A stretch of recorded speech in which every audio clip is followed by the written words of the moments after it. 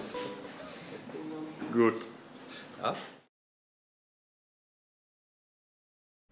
Oh my God, you want me to go back 21 years or more?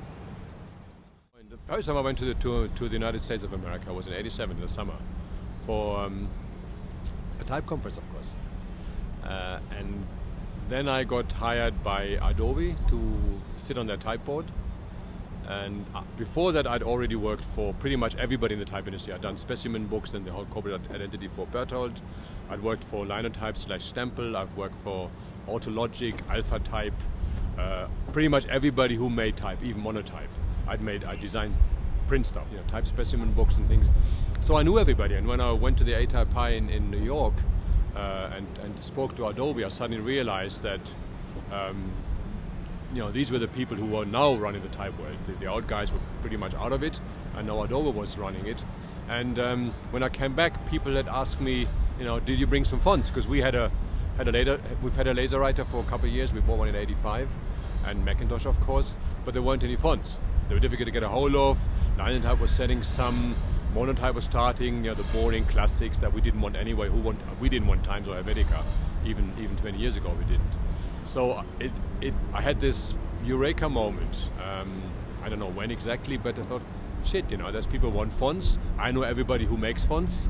Why don't we connect the two? And Joan, my wife, she was working for another design agency, and I said, you know, I think there could be a business. I know everybody in the business. They would trust me because we didn't have any money, so I wouldn't have to cough up a large amount of money.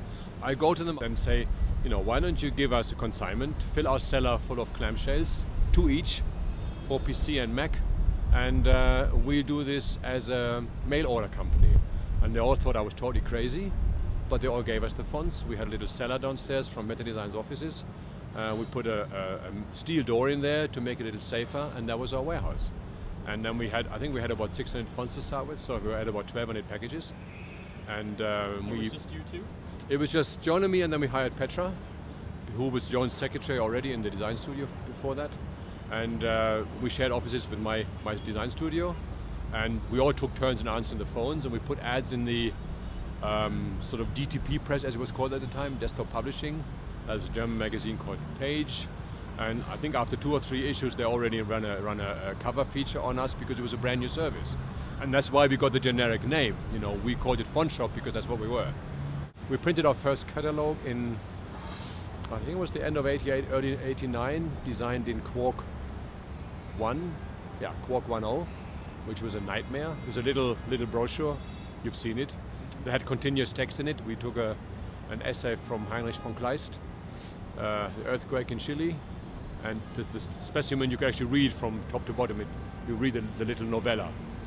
And that took weeks to put together because every page had to be done separately, ripped. There was no PDF. You had to send complete Quark pages to the output, which was a Linotronic 300 at the time. Adobe, Linotype, well, Adobe Linotype were one actually already. Monotype, then there was CompuGraphic, it was still Campus it was called. He did the Slavic languages, which at the time weren't supported by anybody. Of course, Berthold at the time also, who had those weird low-res fonts also that we sold. We actually already got Emigrate in the first catalog, that's right, because I'd met Susanna and Rudy in '87 in Berkeley when they were just starting. So we were the first distributor for them in the whole world. We were certainly exclusive for probably even Europe, I think, at the time. I think we had maybe 6 or maybe a dozen, I can't remember, I've got to look it up, but it was very, very few of them, but they're all buddies. Foundries also did it. I mean, I think maybe Monotype or Linotype or Adobe were already doing it, but kind of they weren't really connected to the designers. See, our difference was, and that's what I should have mentioned, we weren't going for the typesetters, which was their mark. We aimed at designers because that's what we were. And we said, you know, fonts as we do today are from designers for designers. I'm a designer, and the people in my studio were, and we said, look, this is the stuff we pick for you, and we send them to designers. It doesn't mean we didn't get orders from type shops, which still existed, but our audience was designers, and the others just couldn't speak to those because they didn't know them. So I think we had pretty much an exclusive for that market for at least 3 or 4 years before the whole market sort of exploded and there was thousands of fonts. But late 80s, early 90s, we were pretty much the only people. Quite a few typesetters who bought complete libraries, which at the time wasn't that expensive. Because these guys came out of a world where a font would be like $500, and suddenly they were $50. But at the same time, I keep telling people this. This was Type 3 fonts at the time, a format that disappeared in '91 when Adobe opened, or '90 even when Adobe opened the format, and then it became Type 1 fonts. You can still actually use those. They're difficult, but you can use them.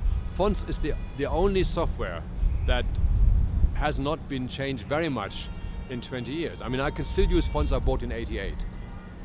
I won't, because they look like crap and they have been redigitized since a few times. But tell me any other software that has not been, well, you couldn't possibly use. It's nothing to do with whether it's System 10 or System 9 or Windows this and Windows that. Fonts are still in use, so your investment 20 years ago has been written over 100 times over. It's a deal.